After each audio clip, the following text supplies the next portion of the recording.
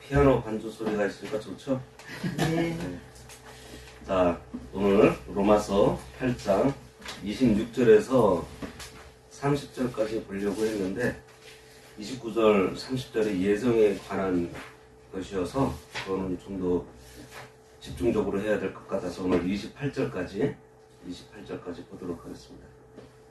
로마서 8장 26절에서 28절. 이와 같이 성령도 우리의 연약함을 도우시나니 우리는 마땅히 기도할 바를 알지 못하나 오직 성령이 말할 수 없는 탄식으로 우리를 위하여 친히 간구하시느니라. 마음을 살피시는 이가 성령의 생각을 아시나니 이는 성령이 하나님의 뜻대로 성도를 위하여 간구하심이니라. 우리가 알거니와 하나님을 사랑하는 자 곧 그의 뜻대로 부르심을 입은 자들에게는 모든 것이 합력하여 선을 이루느니라. 오늘 말씀의 제목 모든 것이 합력하여 선을 이룸입니다. 지난주에는 피조 세계에 있는 만물들이 하나님의 목적대로 쓰임받기 위해서 성도들에게 이용당하기를 원하지만 여전히 부패성을 지닌 우리들로 그 목적대로 사용되지 못해서 탄식한다는 말씀과 우리 안에 중생한 영도 탄식하며 이 몸의 구속을 바란다는 말씀을 보았습니다.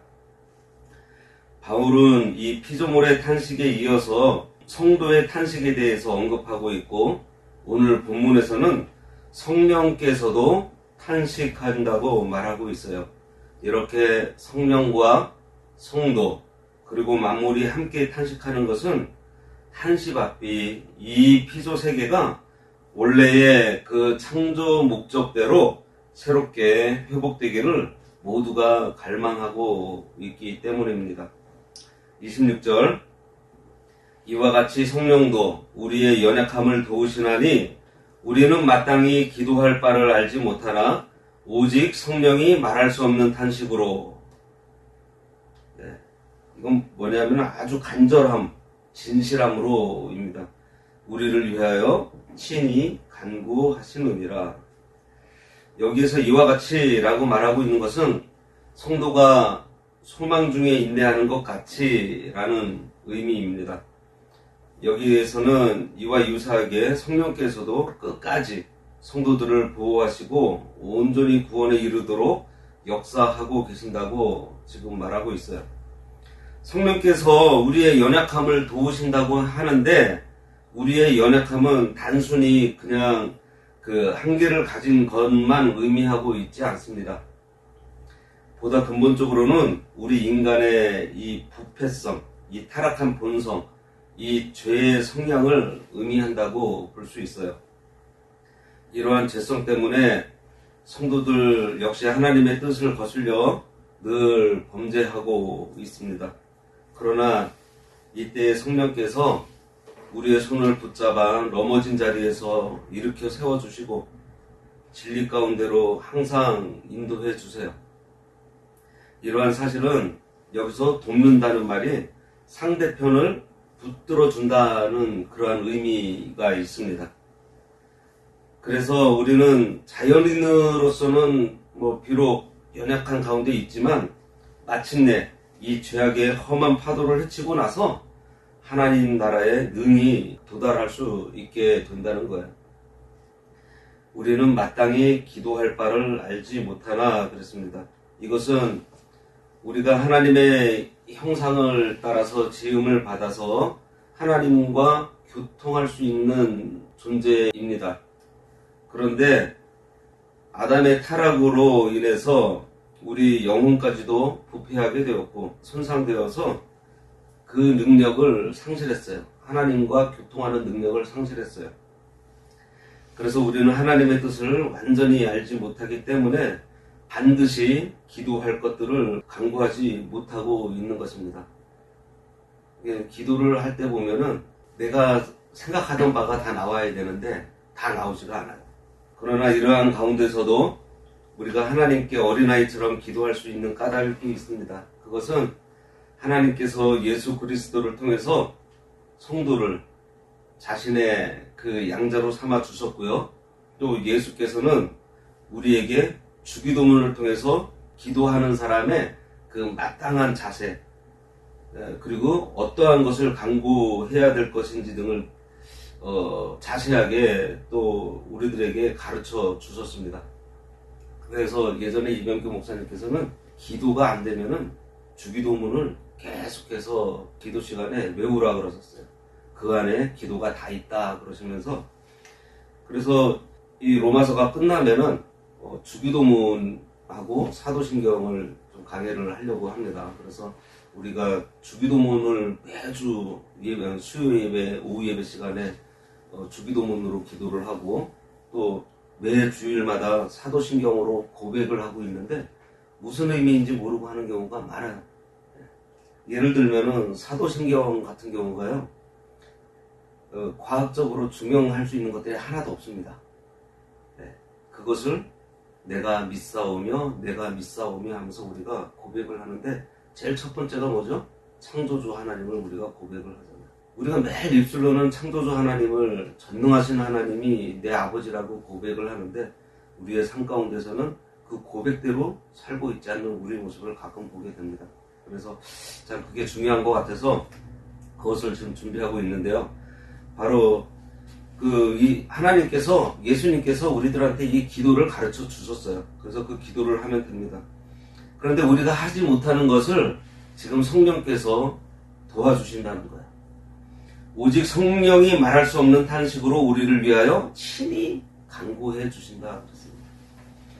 이로써 우리는 성도를 위해서 하나님께 중보 기도를 하고 계시는 분으로, 예수 그리스도께서는 하나님 보좌 우편에 앉아서 우리를 위해서 중보하시면서 기도해 주시고 계시고요.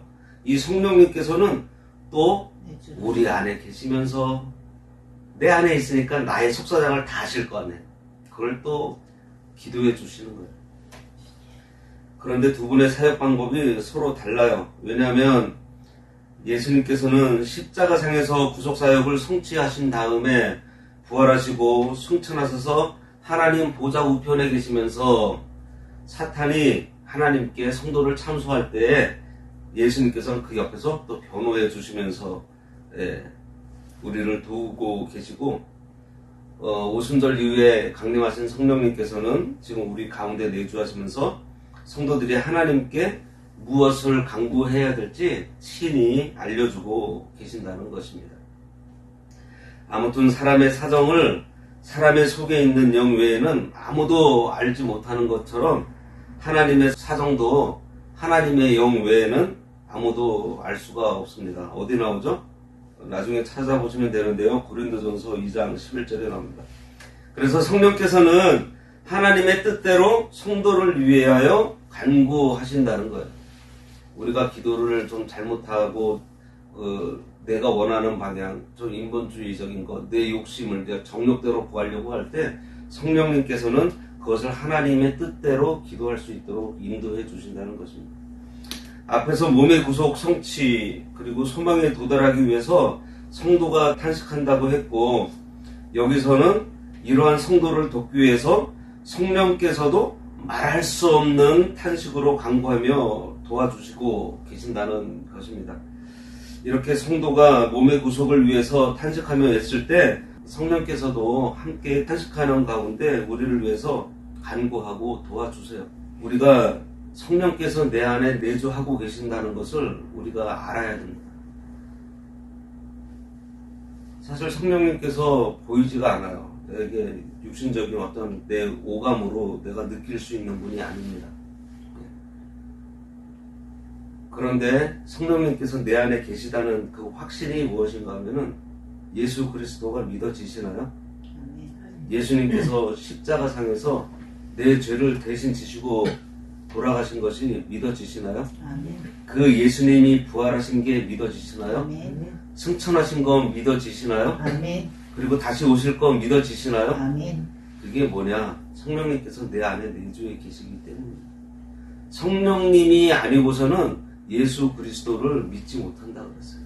믿어진다는 것은 성령님께서 믿게 해주신 거고, 믿는 그 순간 성령님은 우리 안에 내주에 계세요. 그래서 이 성령님께서 도와주고 계시는 것입니다. 아멘. 우리는 모르지만 늘 돕고 계세요. 우리가 구원을 이루어 나가고 성화를 이루어 나가기 위해서 애를 쓰며 탄식할 그때에 성령님께서 같이 탄식하면서 협력해 주신다는 거예요. 성도 자신은 연약해서 이 구원을 이루어 나가는 일이 힘들고 어려울 때가 많습니다. 하지만 성령님께서 도와주시기 때문에 우리가 그 성령님의 능력을 힘입어서 구원을 이루어 나갈 수 있는 거예요. 성령이 탄식하는 것은 중생한 성도가 하나님으로부터 능력과 지혜와 힘을 받아 쓸 수 있음에도 불구하고 쓰지 못하고 여전히 그 육신과의 싸움에서 그 짐으로 해서 나약해지고 무기력하게 살아가다 보니 그것이 안타까워서 탄식하시고, 그래서 대신 위에서 기도하신다는 것입니다. 믿음 좋은 그 성도가 불신자 또는 육신에 속한 그러한 성도들, 교우들을 볼 때 안타까운 마음이 생겨나듯이 성령님께서 우리를 보실 때 너무 그 부족한 그 모습이 안타까운 거예요. 요만큼만 얘가 이렇게만 하면 될 것 같은데 그것을 안 하고 있는 그러한 것들. 여러분들도 전도의 대상이나 아니면은 같은 교회 안에서 신앙이 아직 자라지 않은 분들 케어할 때 보시면은 막 안타깝잖아요. 네. 바로 그러한 것입니다. 27절, 마음을 살피시는 이가 성령의 생각을 아시나니 이는 성령이 하나님의 뜻대로 성도를 위하여 간구하심이니라. 마음을 살피시는 이는 중심을 보시는 하나님, 예. 인간의 지식이 유한한 것과 달리 하나님의 지혜와 지식은 완전하고 무한하시기 때문에 우리의 마음까지도 능히 꿰뚫어 보십니다. 바로 이러한 하나님의 완전하신 지적 속성을 강조하는 칭호가 바로 여기 마음을 살피시는 이에요. 사무엘서에서는 중심을 보시는 하나님이라고 했습니다. 이 하나님께서 성령의 생각을 아신다 그랬어요. 삼위일체 하나님의 유기적인 관계를 짐작하게 하는 말씀입니다. 하나님께서는 성부, 성자, 성령, 이 성부, 성자, 성령이라고 불리는 독립된 개체로서의 삼위가 있으신데 그 본질에 있어서 완전히 하나인 삼위일체입니다. 그래서 성부 하나님이 계시고 성자 하나님이 계시고 성령 하나님이 계신데 성부 하나님의 그 모든 능력과 지혜와 그 가지고 계신 그 모든 속성이 완전하세요. 성자 하나님도 완전하시고 성령 하나님도 완전하세요. 분명히 다른 세 개의 개체인데 속성이 완전하게 일치한 한 분이라는 것입니다. 이게 삼위일체예요. 이 삼위일체는 신비입니다. 그래서 제가 삼위일체 이 교리를 중국에서 이제 배웠는데 목사님이 기억이 안 나는데 이제 이렇게 한국말로도 삼위일체를 설명하기가 힘들잖아요. 그런데 그분은 통역을 시켜가면서 이제 하는 거예요. 그런데 1시간 동안 막 가르치시더니 이게 통역도 제대로 되는 건지 안 되는 건지 막 이렇게 약간 가만히 이렇게 눈을 감고 계시더니 다시 눈을 뜨시고서 하시는 말씀이 믿으세요. 믿으세요. 예. 이건 신비이기 때문에 예. 하지만은 뭐 그 사람의 말로 표현할 수 있는 거는 세 개의 다른 위가 계시는데 성부, 성자, 성령이 계시는데 그 분들이 가지고 있는 속성이 똑같아요. 예. 완전해요. 예. 그래서 셋이지만 하나다 하는 삼위일체입니다.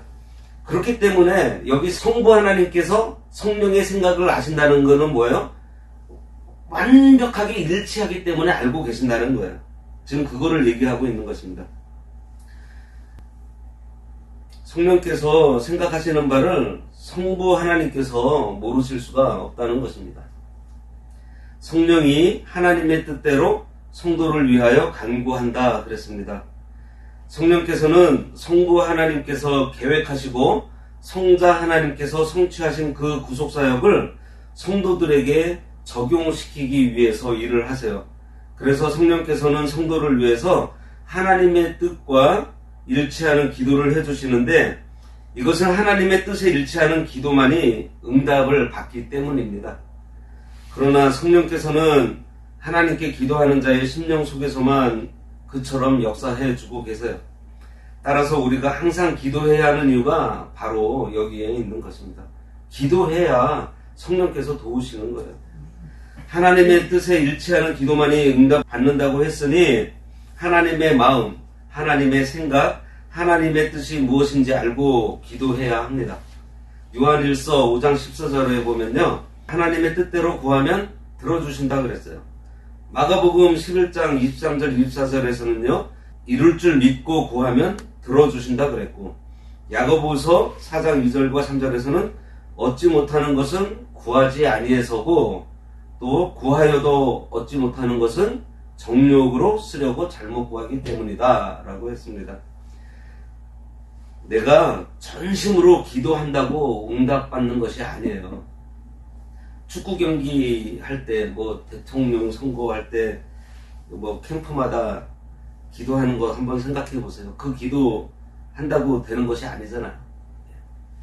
하나님의 마음을 봐야 됩니다. 하나님의 뜻을 우리가 알아야 돼요. 그 일을 성령께서 해주신다는 거예요. 성령께서 무엇으로? 말씀으로. 성령께서는요, 말씀으로 역사해 주세요. 그러면 성도가 연약하고 무지해서 갈 길도 알지 못하고 뭐 행할 수 있는 능력도 없는 막 모든 사정을 성령께서 대신해서 하나님 아버지께 간구해 주시고 성도가 하나님의 뜻대로 살아갈 수 있도록 감동시켜 주시고 인도해 주세요. 성령은 하나님의 뜻을 아시기에 하나님의 뜻대로 구해서 그 일이 성취되도록 우리를 도와주십니다. 결국 성령님의 이러한 기도의 결과로 모든 것이 합력하여 선을 이루게 되는 거예요. 28절입니다. 이건 다 같이 한번 읽을까요? 28절 시작. 우리가 알거니와 하나님을 사랑하는 자 곧 그의 뜻대로 부르심을 입은 자들에게는 모든 것이 합력하여 선을 이루느니라. 예. 하나님을 사랑하는 자와 그 뜻대로 부르심을 입은 자는 둘 다 성도를 가리키고 있어요. 율법주의자들은 종의 영을 받아서 종의 처지에서 심판이 두려워 하나님을 섬기는 것이지만, 그리스도의 복음을 믿는 사람들은 양자의 영을 받아서 본능적으로 하나님을 향해서 아빠, 아버지라고 부르면서 하나님을 사랑하며 따르는 것입니다. 그러므로 성도의 별명이 하나님을 사랑하는 자예요. 예. 그러나 이것은 성도가 하나님의 택함 받은 것이 하나님을 사랑했기 때문이라는 것을 의미하지는 않아요. 하나님께서 우리를 택하신 것은요, 우리가 하나님을 알기 전에 이미 이루어진 일입니다. 우리가 이 세상에 나기 전부터 하나님께서 우리를 택해 주셨고 사랑해 주신 거예요. 어디까지나 이 말씀은 하나님께 택함 받은 자는 하나님을 사랑하게 될 수밖에 없다는 것을 나타내 줍니다. 하나님을 사랑하는 자는 이전에는 세상과 자신을 사랑했겠지만 성령으로 거듭난 후에는 하나님을 사랑하며 헌신하는 성도의 변화된 삶을 살게 될 것을 말하고 있는 것입니다. 여기 모든 것이 합력해서 선을 이룬다 그랬어요. 성경 사본 중에 그래도 좀 권위 있는 것이 알렉산드리아 사본하고 바티칸 사본이 있는데, 거기에는 여기에 하나님이라는 낱말이 첨가되어 있다고 합니다. 그래서 그것을 번역하면 하나님께서 모든 것을 주장하사 결국에는 선한 결과가 이루어지게끔 역사하신다, 이러한 말이 됩니다. 이것은 천지 만물을 주장하시고 섭리하시는 분이 곧 하나님이시라는 것을 강조하고 있어요. 성도가 무슨 일을 당할 때 한 가지만 보거나 눈앞에 보이는 그 육신적인 면만 보며 생각하지 말고 다른 것과 종합해서 볼 때 영적인 면과 합해서 이렇게 보면은 좀 유익합니다. 요셉이 형들에게 팔려서 애굽에 가서 종살이한 것, 그리고 보디발의 아내에게 무고를 당해서 감옥에 갇히고, 또 그 감옥 안에서도 그 술 맡은 관원장에게 배신당하고, 뭐 그런 것을 보기만 하면은 뭐 손해보고 있는 것 같잖아요. 그죠? 그런데 결국은 바로의 꿈을 해석하게 되고 총리가 된 것을 다 합쳐서 보면은 그것들이 합쳐서 아주 큰 유익을 가지고 왔다는 것입니다. 요셉이라는 그 작은 아이 하나를 애굽으로 하나님께서 보내서 가지고요, 이스라엘을 전체를 구하셨어요. 야곱의 그 가족이 70명이 가나안 땅에 살고 있을 때 흉년이 났잖아요. 7년이나 흉년이 났습니다. 그 고대 근동 사회에서는 민족들이, 부족들이 멸망당하는 것들이요, 홍수나 이러한 가뭄 같은 거로 많이 멸족을 당했어요. 그래서 그 70명이 다 멸족당할 수 있는 거를 지금 하나님께서 요셉을 미리 애굽에 보내서 가지고 그 야곱의 가족을 구하시고, 애굽에서 나올 때 몇 명이요? 장정만 60만 명. 예. 그래서 뭐 이렇게 가족 수 따지면은 한 200만 명 정도 된다고 하는데요. 200만 명 그러면은 어느 정도 되는지 감이 안 잡히죠. 대구 인구가 210 몇만 명이에요. 그 많은 민족을 하나님께서 살리신 겁니다. 요셉을 통해서. 결국 요셉이 감옥살이도 하고 종살이도 하고 배신도 당하고 그런 일들을 다 통해 가지고 선을 이루신 하나님이시라는 거예요. 욥이 시험 받을 때 재산이 하루에 다 없어지고 자녀 열이 하루아침에 다 죽고 몸에 악질이 나고 참 아내는 욕하면서 떠나고 그의 인생을 볼 때 아무 유익도 없는 것 같은데 그가 연단된 후에 하나님이 구원하여 주시고 또 축복해 주신 것을 합하면 그 모든 것들이 또 다 유익한 거였습니다. 마찬가지로 하나님께서는 우리에게 손해되는 것이나 유익되지 않는 것, 복이 되지 않는 것 주시지 않아요. 믿으세요? 아멘. 믿음 지키는 성도에게는요, 전부가 다 유익된 것이고요, 복이 되는 것이고 다 은혜가 될 것들 뿐입니다. 하나님은 언제나 제일 좋은 것으로 성도들에게 주세요. 믿으세요? 아멘. 한 사건만 볼 때는 잘못된 것 같고 화를 만난 것 같고 저주받은 것 같아서 낙심할 수밖에 없어요. 그런데 좀 더 지나서 다른 것들과 합해놓고 보면 유익한 것이 참 많습니다. 우리가 살다 보면은 그렇잖아요. 야, 그때 하나님께서 왜 그렇게 하셨구나 라는 것을 느낄 때가 많이 있어요. 예수 그리스도께서 유대인들의 시기를 받고 가룟 유다의 배신으로 십자가에 못 박혀 죽으신 일, 그것만 생각하면 말할 수 없는 큰 불의를 당하고 손해를 본 것 같습니다. 하지만 예수 그리스도의 그 구속의 완전한 성취, 영광의 부활과 합해서 볼 때 얼마나 큰 선을 이루었고 얼마나 유익된 일을 하셨나요? 이것이 합력하여 선을 이루는 진리입니다. 지금 우리 앞에 있는 여러 가지 어려운 일들이 많이 있습니다. 그런데 이것이 결국 우리에게 다 선으로 돌아온다는 것이에요. 그러니 우리는 사망의 음침한 골짜기로 다닌다고 해도 해를 두려워하지 않을 수 있는 것입니다. 지금까지 살펴보았듯이 우리는 우리의 구원과 영광을 확신할 수 있는 확실한 보장이 우리에게 주어져 있다는 것을 깨닫게 됩니다. 그 하나는 우리 가운데 내주하시고 우리를 위해서 친히 하나님께 간구해주고 계시는 성령님이 계신다는 거예요. 그리고 또 다른 하나는 영원 전부터 우리를 택하시고 하나님의 예정으로 천지 만물을 홀로 주장하시는 그 하나님의 섭리입니다. 그 하나님의 섭리의 원리가 뭐라고요? 모든 것을 합력해서 선을 이루는 것. 다음에 그 29절 30절에는 이제 이 섭리와 이어져서 예정에 대한 그러한 말씀인데요. 이 예정이라는 부분도 매우 중요합니다. 그 학생부를 맡고 있는 교육자들이 아이들에게서 가장 많이 듣는 질문이 예정 부분이라는 거예요. 예. 하나님께서 다 뭐 예정해 오셨는데 내가 죄를 짓는 것도 하나님의 예정 아니냐. 예. 예. 이러한 질문들을 많이 받는다고 합니다. 그런데 그래서 다음 주에는 예정과 자유의지라는 그 주제로 해서 우리가 하나님의 예정에 대해서 좀 살펴보겠습니다. 기도하겠습니다.